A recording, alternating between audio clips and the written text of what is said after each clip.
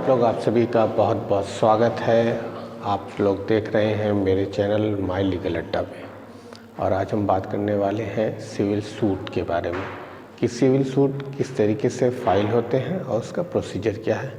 तो आइए जानते हैं इसके बारे में।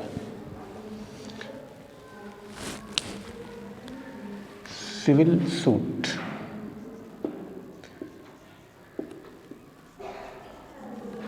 सूट क्या होता है ये देखना हमें, ठीक है। फर्स्ट ऑफ ऑल देखेंगे हम कि सिविल सूट में ओएस होते हैं यानी ओरिजिनल सूट्स,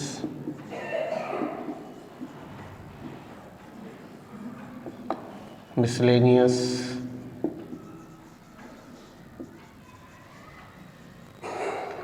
सिविल अपील और इस तरीके के कई,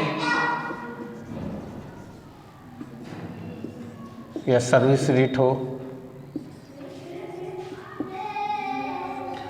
तो इनका प्रोसेस क्या होता है ये जानना बेहद ज़रूरी होता है, और प्रोसेस क्या होता है उसको जाइए जानते हैं।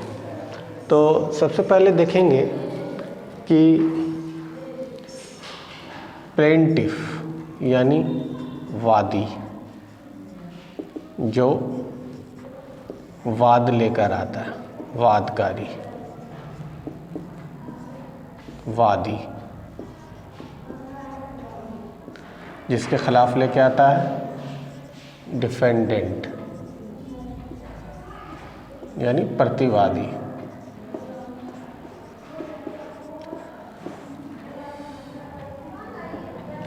अब जब कोई वाद उत्पन्न होता है जो सिविल नेचर का होता है, तो उसको क्लियर आउट करने के लिए हमें जो है सिविल कोर्ट में जाना पड़ता है, सिविल न्यायालय में। इसको व्यवहार न्यायालय कहते हैं, सिविल कोर्ट। वहाँ हम एक सूट फाइल करते हैं। सूट फाइल करने वाले को प्लेंटिफ कहते हैं, जिसके खिलाफ सूट फाइल किया जाता है उसको डिफेंडेंट कहते हैं। अब यहाँ पर सूट फाइल करने का मकसद क्या होता है ये प्लेंट में होता है कि ये सूट फाइल करने का क्या मकसद है, क्या रिलीफ चाह रहा है उस सूट में, उसकी मांग क्या है। और डिफेंडेंट का काम ये रहेगा कि उसको डिनाई करना, मना करना कि आई एम नॉट। तो जब कोई वाद दाखिल होता है तो सबसे पहला स्टेज होता है सम्मन फॉर अपेयरिंग। किसको जाता है? प्रतिवादी को, डिफेंडेंट का, कि आइए अपना पक्ष रखिए, ठीक है। लगातार सम्मन एक निश्चित सीमा तक भेजी जाती है ताकि डिफेंडेंट अपना पक्ष रखे और अपनी बात आकर न्यायालय में प्रस्तुत करे कि वो क्या कहना चाहता है इस विषय में। इफ़ डिफेंडेंट अपेयर, अगर डिफेंडेंट आ जाता है तो क्या होगा? अफेयर होगा। जब डिफेंडेंट अपेयर होता है तो डिफेंडेंट फाइल करेगा WS यानी रिटन स्टेटमेंट, प्रतिवाद पत्र।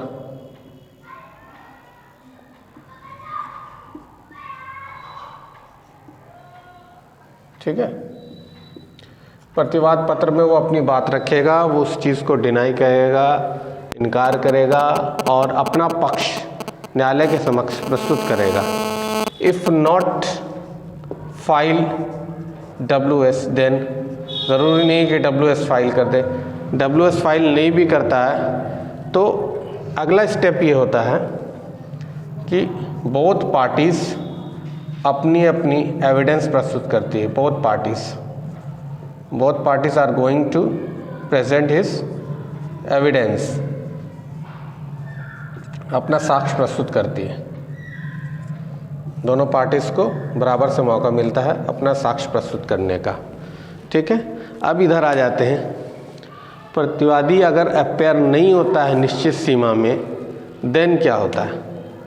देन कोर्ट क्या करती है? एक्स पार्टी एक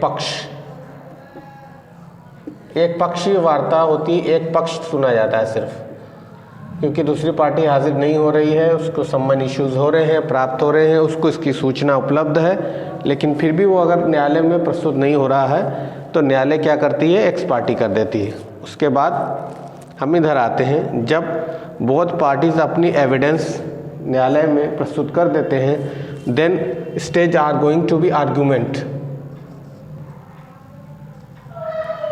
तब फाइल जो है आर्गूमेंट में लगती है, बहस में लगती है, बहस होती है। ठीक है, बहस सुनने के बाद एक्स पार्टी हो या डिफेंडेंट अपेयर होने के बाद, ये सारे स्टेज क्लियर करने के बाद आर्गुमेंट सुन ले, उसके बाद कोर्ट जो है अपना जजमेंट देती है। तो आपने देखा सिविल सूट के ये स्टेज हैं, प्लेंटिफ, डिफेंडेंट, वादी, प्रतिवादी, सम्मन इश्यूज किए जाते हैं, और एक चीज़ हम रह गए यहाँ पर जो लेफ्ट कर गए आप लोगों के साथ, ये इश्यूज सबसे ज़रूरी चीज़ है जो इस लेक्चर में मैंने अब तक लेफ्ट कर दिया था। इश्यूज, पार्टीज अपेयर हो तो इश्यूज बनेंगे, वाद बिंदु। क्या वाद का कारण क्या है, वाद बिंदु क्या है। जब इश्यूज बन जाएंगे तब both parties are going for evidence, then for argument, then for judgement. This is the procedure of filing a civil suit in civil court. तो आपने देखा कि सिविल सूट किस तरीके से फाइल करते हैं। तो अगले वीडियो में अगले लेक्चर के साथ फिर मिलेंगे, तब तक के लिए जय हिंद, जय भारत।